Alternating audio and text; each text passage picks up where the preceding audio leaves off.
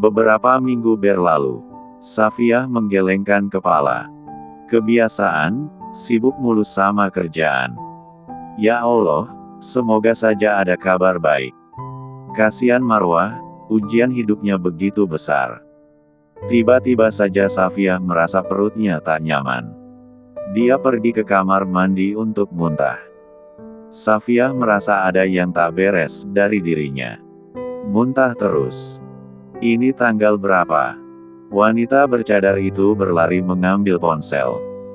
Dia berkaca-kaca saat melihat kalender. Aku hamil. Mama. Yusuf mempersilahkan sang ibu masuk ke ruang tamu. Bagaimana keadaanmu, nak? Ibunya sangat prihatin dengan kondisi Yusuf yang selalu diberi ujian dalam berumah tangga. Yusuf melirik ke arah wanita muda di samping ibunya. Dia yakin tak mengenal sama sekali wanita yang dibawa oleh ibunya. Ini Fatimah. Sang ibu mengenalkan. Yusuf sulit untuk tersenyum. Bagaimana perkembangan Marwah? Masih koma, Ma. Sang ibu menjauh membawa Yusuf. Ma, kenapa berbicara seperti ini? Nak, Mama sudah tua. Kamu juga butuh keturunan. Kamu harus memikirkan masalah itu.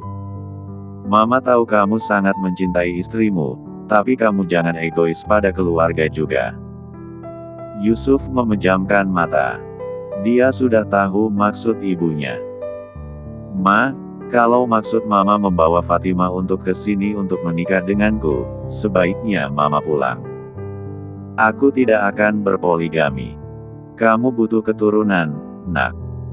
Istriku masih koma di rumah sakit, nanti setelah dia sadar kalau tahu aku menikah lagi, bagaimana Ma? Coba Mama yang ada di posisi Marwah. Yusuf baru kali ini meninggikan suaranya pada sang ibu. Astagfirullah. Ia mengusap wajah dan meninggalkan rumahnya sendiri. Sang ibu terisak. Fatimah menunduk. Dia menghampiri wanita itu. Tante yang sabar ya. Tante nggak bisa maksa Mas Yusuf seperti ini. Tante sudah nunggu lebih dari 4 tahun Fa. Mereka nggak pernah ngertiin perasaan Tante. Fatimah membawa ibu Yusuf itu ke sofa warna krim. Mas Yusuf sepertinya sangat mencintai istrinya ya Tante. Kamu bisa lihat kan tadi. Tenang saja, Tante akan coba untuk bujuk dia. Marwah sudah tidak ada harapan lagi untuk punya anak, walaupun dia selamat. Fatimah mengelus bahu wanita paruh baya itu. Ia dapat merasakan bagaimana keinginan perempuan itu untuk melihat Yusuf punya seorang anak. Safiah menyiapkan makan malam, mereka berdua. Gil tersenyum hangat saat memandang istrinya yang pesonanya terpancar lewat senyum. Apalagi gaun merah malam itu didukung oleh angin untuk membuatnya tampak estetik. Sayang, kamu cantik sekali. Kamu ngajak aku makan malam tanpa anak-anak. Gil masih sulit menerka apa yang sebenarnya ingin dilakukan oleh Safiah. Safiah menggenggam kedua tangan suaminya yang juga mengenakan pakaian kemeja hitam rapi. Sayang, aku ada kabar gembira. Safiah membawa sang suami ke meja bundar hitam. Semua makanan sudah tersedia di sana. Ada lilin juga memberikan nuansa romantis. Sayang aku Ting. Ponsel Gil berbunyi. Sebentar sayang. Ia mengangkat telepon itu karena dari asisten pribadinya. Halo, apa? Gil buru-buru pergi dengan wajah paniknya. Kenapa bisa separah itu? Sayang mau kemana? Safiah mengejar. Aku harus pergi ini gawat. Gil mengecup pipi istrinya lalu pergi buru-buru. Mata belo Safiah terasa berat. Padahal ia sekuat tenaga menahan mual untuk mempersiapkan kejutan atas berita kehamilannya. Mas. Sekuat apapun Safiah memanggilnya, Gil terus berlari untuk mengejar waktu. Gil lebih perhatian dengan ponsel dan panggilan yang tidak ada habisnya. Safia tahu resiko menjadi istri CEO adalah sang suami akan super sibuk. Apalagi setelah terjadi huru-hara selama 4 tahun belakangan. Wajah Gil sudah berubah. Mungkin saja ada banyak penyesuaian dalam pekerjaannya. Sehingga CEO itu bekerja keras untuk mengembalikan sesuatu ke posisi semula. Apa sih Mas yang sebenarnya terjadi? Safia jelas bertanya-tanya sebagai seorang istri. Hanya saja Gil tampaknya kurang berkomunikasi soal pekerjaan dengan sang istri. Anak-anaknya dari ruangan yang berbeda datang ke kamar orang tua mereka. Bunda. Bilal si paling cerewet memindai sang ayah di ruangan itu. Bunda bilang akan ada kejutan. Mana Bun? Safia merasa kejutan itu sudah basi. Mungkin lain kali saja memberitahu suaminya. Haura memperhatikan meja yang dihias romantis di balkon kamar hotel itu. Bunda sama ayah lagi makan malam. Bilal juga membidik makanan yang ada di meja sana. Bun, lapar. Anak-anaknya lah penyelamat Safia dari badai keresahan yang hinggap pada dirinya semenjak Gil pergi. Iya, sayang. Safia sekuat tenaga memeluk Bilal. Kamu menggemaskan sekali, nak. Bunda, Bilal gak bisa nafas. Bilal meronta berada dalam pelukannya. Haura yang mandiri berlari ke arah meja makan yang lilinnya sudah mati. Safia menatap hangat pada anak-anaknya yang makan dengan lahap. Gil meninggalkan Safia demi proyek besarnya karena terjadinya kebakaran besar. Tuan, semuanya tidak bisa lagi diselamatkan, ujar Damar di balik telepon itu. Gil memijat keningnya. Menghembuskan nafas ke udara. Ya Allah, baru saja aku kembali ke Daisy Group. Gil kembali melihat file penting dari iPad-nya. Sepanjang malam Gil memutar otak untuk mencari problem solving untuk menyelamatkan kerugian besar itu. Saat tiba di gedung kantor Daisy Group, beberapa orang petinggi di sana menunggu CEO mereka. Tuan, ini sangat mendesak. Ada banyak kerugian yang terjadi. Apa perlu kita stop saja proyek yang satu ini?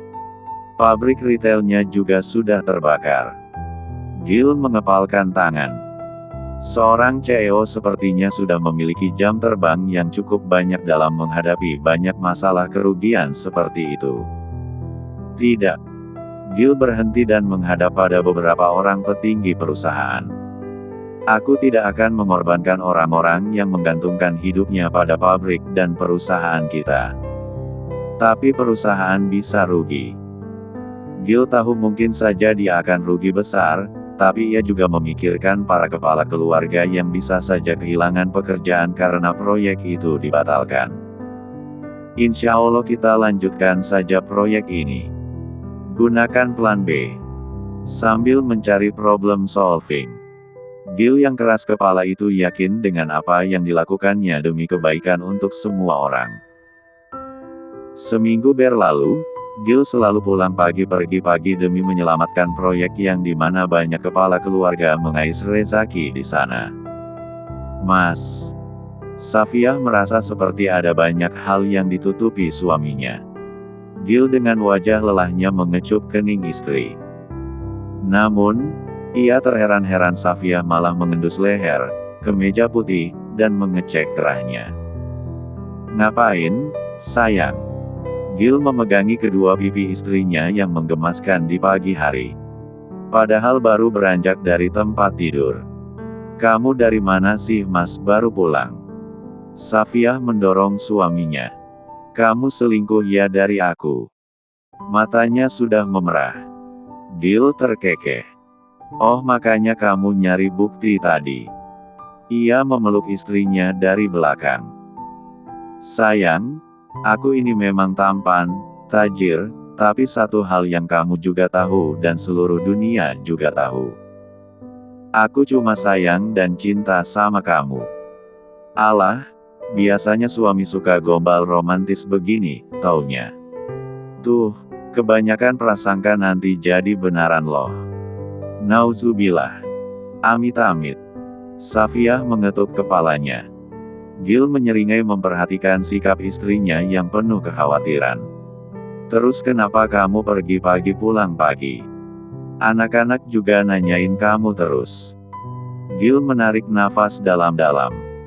Hari ini aku istirahat, nanti aku jelasin.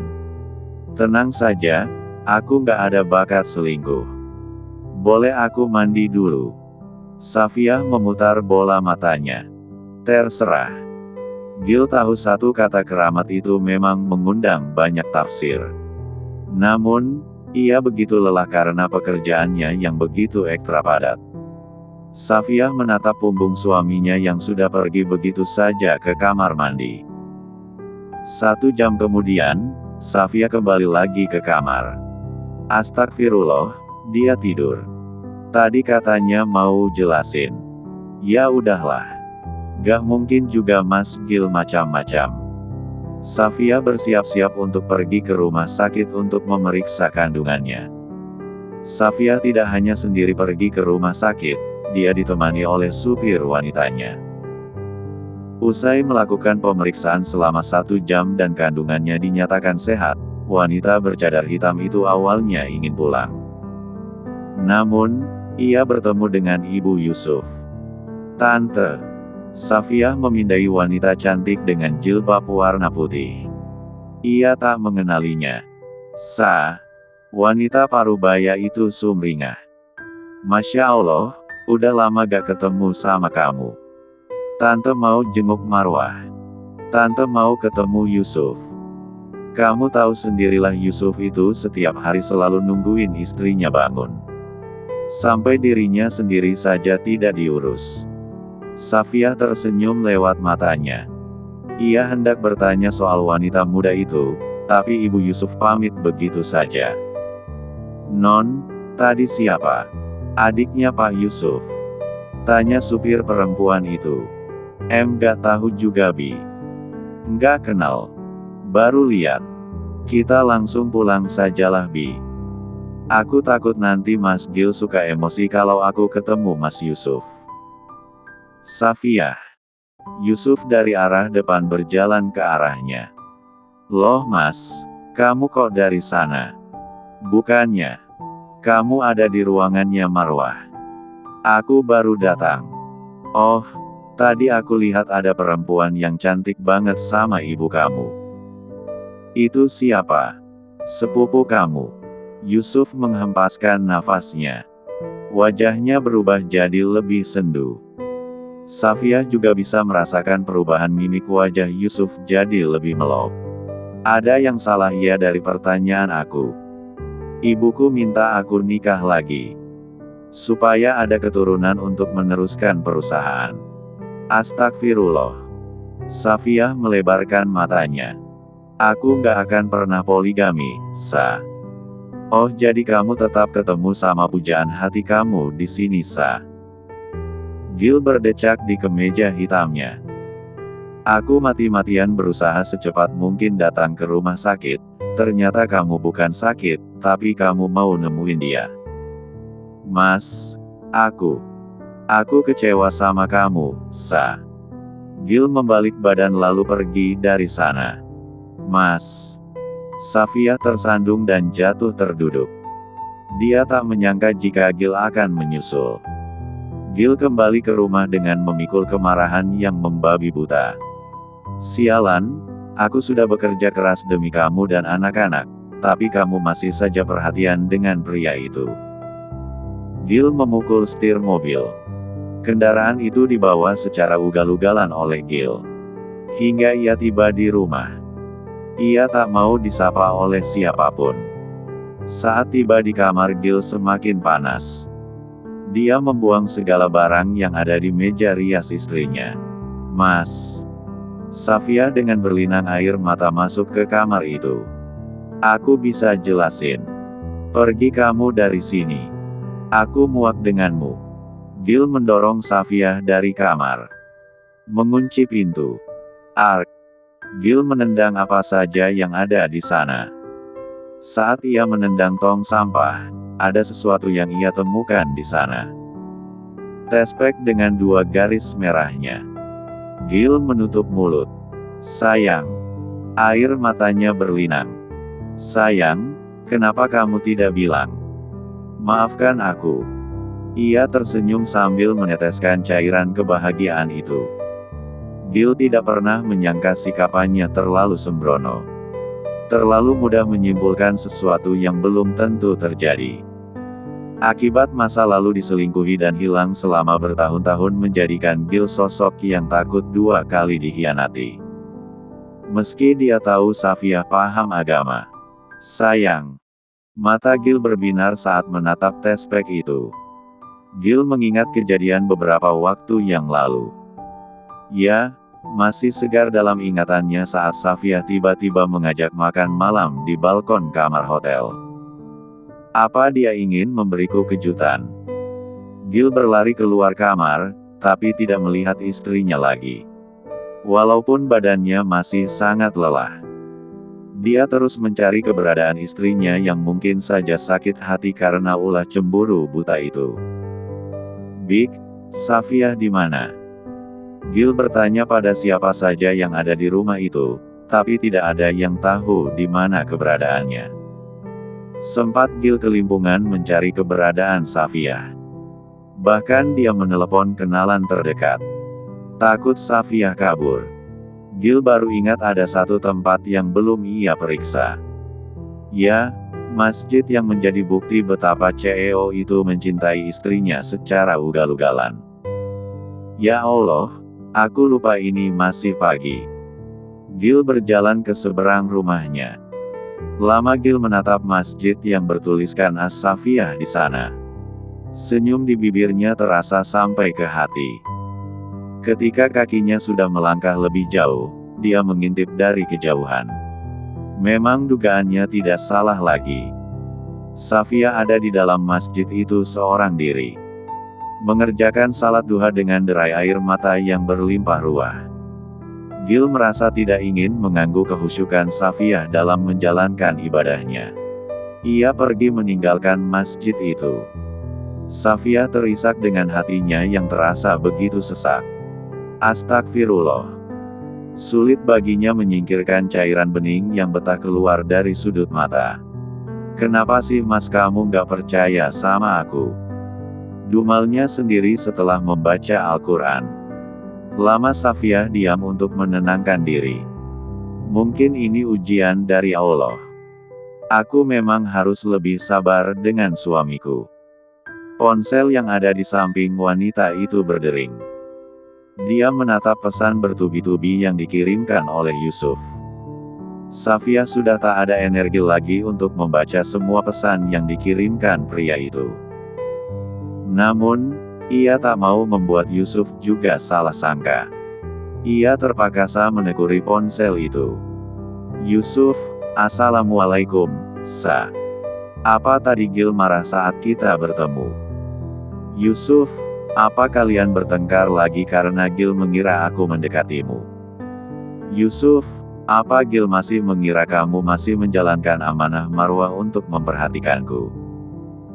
Yusuf, maaf Sa, karena aku kalian jadi bertengkar. Yusuf, aku akan bertemu dengan suamimu untuk menjelaskan semuanya. Safia menghela nafas. Sejujurnya dia iba dengan kondisi Yusuf. Namun, ia juga tidak ingin membuat pria itu memikul beban masalah terlalu banyak. Wanita itu mengetik pesan balasan untuk Yusuf. Safia, gak perlu mas, suamiku memang seperti itu. Bentar lagi juga dia baikan. Kamu tidak perlu menjelaskan apapun. Kamu tidak salah. Yusuf, tapi tetap saja, aku tidak enak. Gil selalu menganggap aku ini ancaman bagi hubungan kalian. Safia, Mas Yusuf fokus saja sama kesehatanmu dan lanjutkan hidup. Jangan lama bersedih. Safia, Mas tidak perlu khawatirkan. Soal Mas Gil, itu ranahku untuk menyelesaikannya sendiri.